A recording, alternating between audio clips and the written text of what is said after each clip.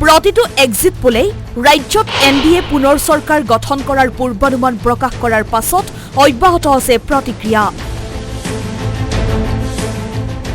ইয়াৰ মাজতে বিজেপি নেতা Bhupen Kumar বৰাইও exit pole প্ৰকাশ কৰিছে। বিপুৰীয়া বিজেপি প্ৰাৰ্থীজনৰ হাতত যিমান ফোন নম্বৰ আছিল, এপিনৰ পৰা ফোন কৰি নিৰ্বাচনৰ পূৰ্বাভাস লৈ প্ৰকাশ কৰিছে পূৰ্বানুমান। ভূপেন কুমাৰ বৰাৰ এক্সিট পোল অনুসৰি 90খনৰ অধিক আসন লাভ কৰিব বিজেপি মিত্ৰপক্ষই। আনহাতে ভূপেন বৰাই বিপুৰীয়াত 90,000ৰ অধিক ভোট লাভ কৰিব বুলি দাবী কৰে। এক্সিট পোল এইটো পৰম্পৰাগতভাৱে বহু ইলেকশ্যনতে আমি দেখি আহিছোঁ আৰু প্ৰায়বিলাক এক্সিট পোলেই মিলি যায়। প্ৰায়বিলাক কিছুমান কেতিয়াবা অলপ অমিল হয়, কিন্তু ওচৰা পাজৰে থাকে। গতিকে মই নিজে যিটো সমীক্ষা চলাইছিলোঁ অসমত যোৱা 10-12 দিনত, যিমান মোৰ চিনাকি মানুহ আছে আৰু যিমান ফোন নম্বৰ আছিলে সমষ্টিত অসমৰ, গোটেই চাৰিওফালে যোগাযোগ কৰি মোৰ নিজস্ব যিটো সমীক্ষা, সেইমতে বিজেপি বা NDA 90+ থাকিব আৰু আমাৰ বিহপুৰীয়াত 90,000+ আমি ভোট পাম। আনহাতে বিজেপিক ৱাক অভাৰ দিছে দলগাঁও সমষ্টিৰ AIUDFৰ প্ৰাৰ্থী মজিবুৰ ৰহমানে। কংগ্ৰেছৰ ভুল নীতিৰ বাবে বিজেপিয়ে পুনৰ চৰকাৰ গঠন কৰাৰ পথ সুগম হ'ল বুলি অভিযোগ কৰে মজিবুৰ ৰহমানে। অৱশ্যে তেওঁ এক্সিট পোলে কোৱাৰ দৰেই নিজৰ বিজয় নিশ্চিত বুলি কয়। কংগ্ৰেছৰ ডাঙৰ লিডাৰ, বিশেষকৈ কংগ্ৰেছৰ যি মাননীয় সভাপতি আপোনাৰ গৌৰৱ গগৈ ডাঙৰীয়া, তেখেতৰ যি নেতৃত্বত যিটো কৰিব লাগিছিলে কিন্তু সেইখিনি কৰিব পৰা নাই। তেখেতে একমাত্ৰ নিজৰ শক্তি, নিজৰ টকা পইচা খৰচ কৰিলে UDFৰ বিৰুদ্ধে, নট এগেইনষ্ট বিজেপি। গতিকে তেখেতক লাগিব লাগিছিল বিজেপিৰ বিৰুদ্ধে, কিন্তু গোটেই শক্তিটো ইউজ কৰিলে আজমল চাহাবৰ বিৰুদ্ধে।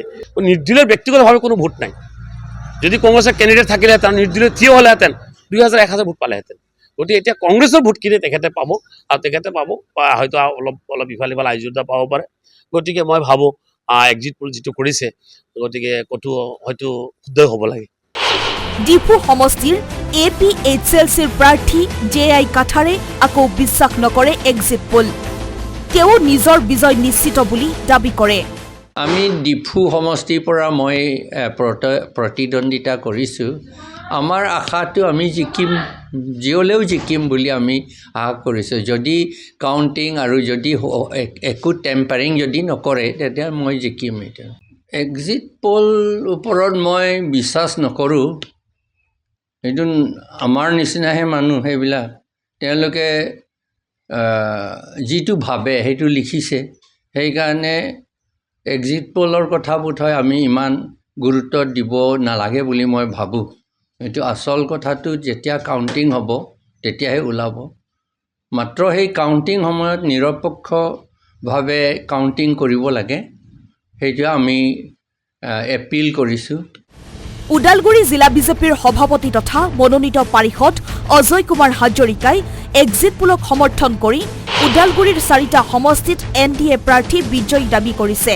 আমি 4টা সমষ্টি, মাজবাট বিধানসভা সমষ্টি, ওদালগুৰি বিধানসভা সমষ্টি, ভেৰগাঁও বিধানসভা সমষ্টি আৰু টংলা বিধানসভা সমষ্টিত আমাৰ 4টাতে NDAৰ মনোনীত প্ৰাৰ্থীসকল বিজয় সাব্যস্ত কৰিবলৈ সক্ষম হ'ব।